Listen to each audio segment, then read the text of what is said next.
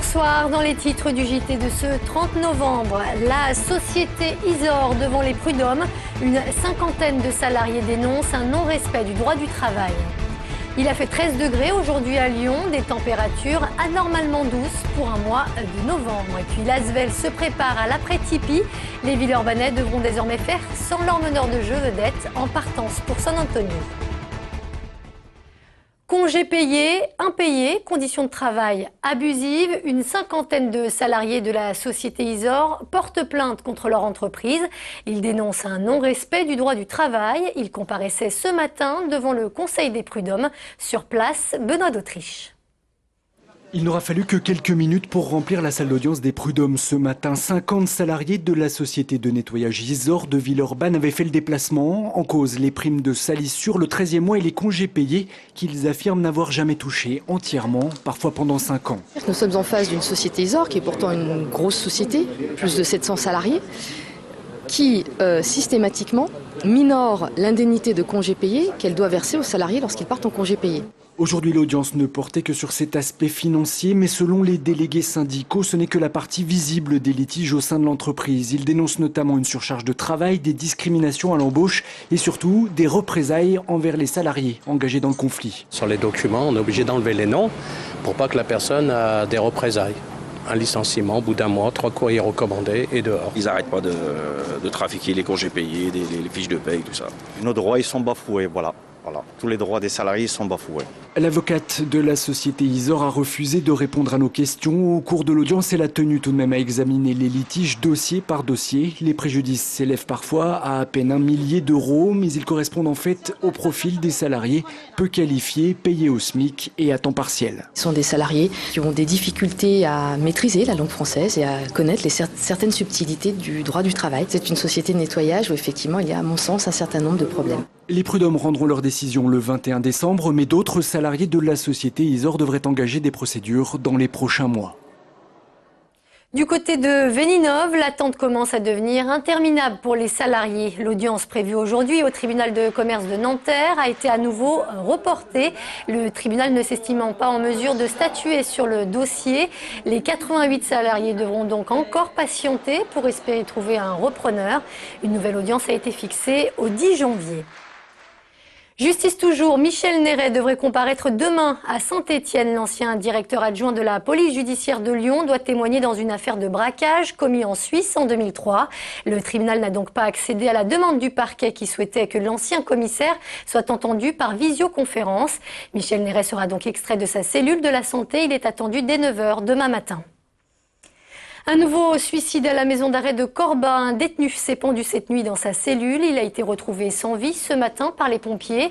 Il s'agit d'un homme de 26 ans qui était en détention provisoire pour homicide. C'est le 7e suicide depuis le début de l'année à Corba.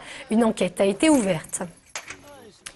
Et puis autre fait divers, on a appris ce matin qu'une employée des Halles de Lyon est décédée lundi après-midi durant son service.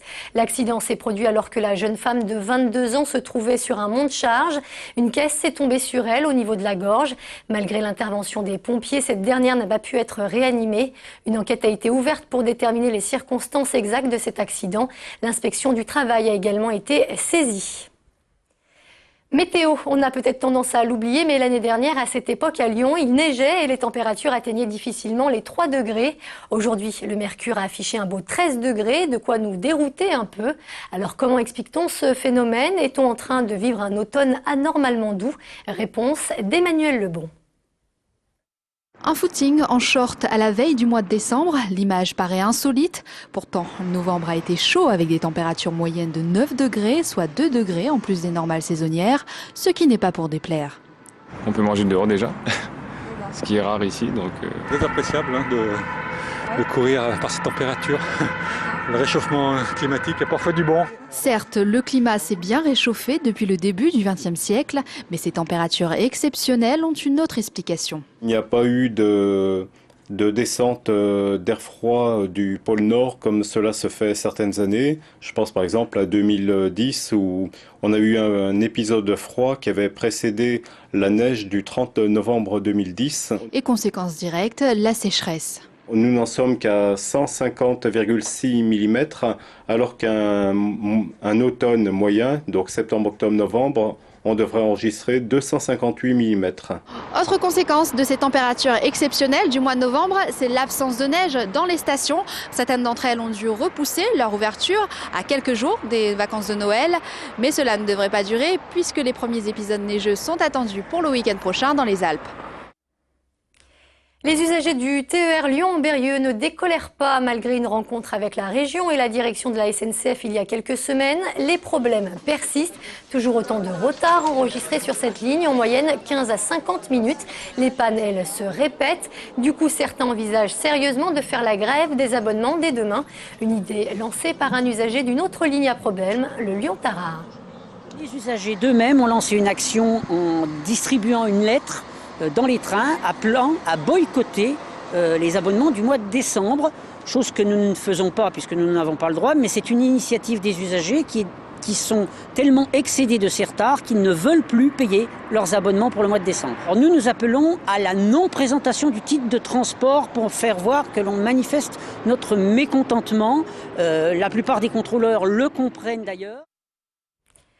En basket, l'Asvel s'est imposé hier soir en Belgique face à Ostende. Les Villeurbanais l'ont emporté 70 à 53. Un match comptant pour la 3e journée d'Eurocoupe. Une victoire rassurante puisque c'est la première sous l'ère post-Parker. Le meneur de jeu en effet fait ses adieux cet après-midi à la Maison Verte. Demain, il s'envolera pour San Antonio.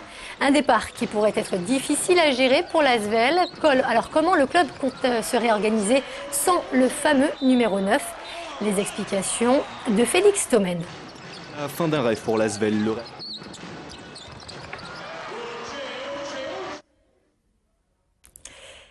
On va donc suivre tout de suite le reportage de Félix Thomen. C'est un peu comme la fin d'un rêve pour l'Asvel, le rêve trop bref d'avoir vu l'un des meilleurs meneurs de jeu au monde, Tony Parker, évoluer sous le maillot vert de Villeurbanne durant 8 matchs. Mais comme dans tous les rêves, on préfère toujours se souvenir des bonnes choses. Les 20 points de moyenne de Tipeee, son apport dans les vestiaires et ce formidable coup de projecteur mis sur l'Asvel et le basket français en général. On est ravis pour eux qu'ils retournent jouer là-bas. Ravis pour nous, pour le club de l'Asvel qui a...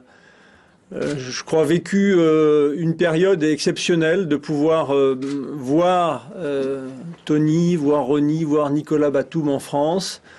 Et je crois qu'il faut retenir que ce côté positif. Les départs de Tony Parker et de Ronny Turiaf de l'Asvel risquent tout de même de laisser un gros vide dans l'équipe, tellement leur impact a été énorme durant leur pige de luxe. Encore plus celui de Tipeee, tant ce dernier avait cette capacité à être le match winner, le leader d'un groupe encore très jeune. Ils ont fait un bon match hier et il y a plein d'avenir et moi il n'y a que ça que je retiens. C'est que maintenant c'est à eux de jouer, à eux de montrer qu'eux aussi ils ont du talent.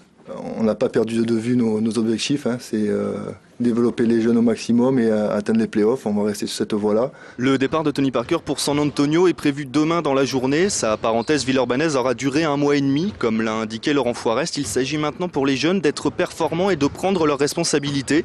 Ils l'ont prouvé en partie hier en s'imposant sur le parquet d'Ostende. Il s'agit de confirmer et ce dès samedi pour le compte de la 9e journée de Pro A à Hyères-Toulon. On termine avec cette exposition qui se déroule en ce moment dans l'atrium de l'Hôtel de Ville. Les 111 des Arts est une vente un peu particulière. Au total, 111 œuvres sont présentées, vendues chacune 111 €. Objectif, récolter des fonds pour aider à la recherche sur le cancer et la maladie grave de l'enfant. L'année dernière, 65 000 € avaient pu être ainsi récoltés. Les 111 des Arts, une exposition à découvrir jusqu'au 5 décembre prochain à l'Hôtel de Ville. Et c'est la fin de ce JT. Merci de nous avoir suivis. Passez une très bonne soirée sur TLM.